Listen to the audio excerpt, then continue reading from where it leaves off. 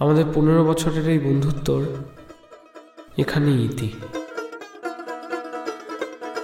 তোর মতো বন্ধু যেন ভগবান আর কাউকে না দেয়। তুই বন্ধুর নামে একটা কলঙ্ক।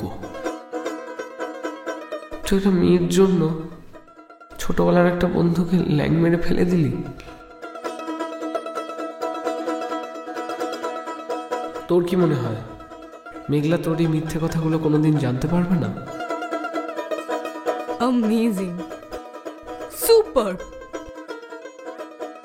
Bloody liar.